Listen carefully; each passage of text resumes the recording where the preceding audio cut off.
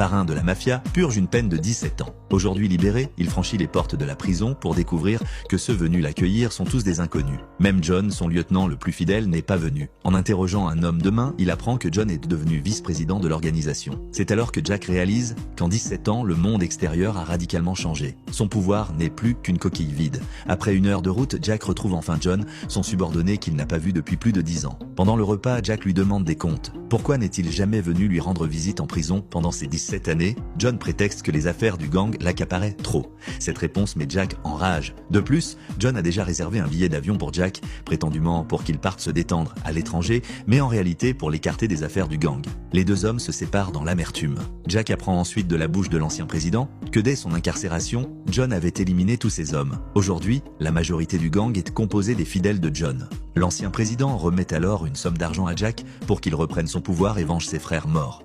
Jack retrouve un à un ses anciens frères d'armes et découvre qu'ils ont tous été réduits à une existence misérable par John.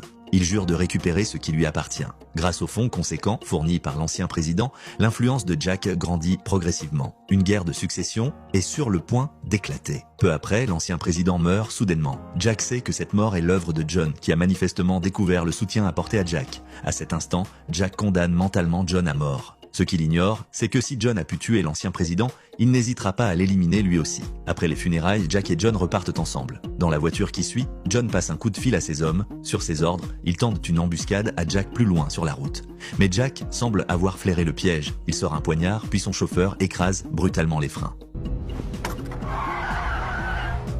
La voiture de John, ne pouvant l'éviter, percute le véhicule. Jack s'avance alors vers John, poignard en main. Ce film s'intitule Friend.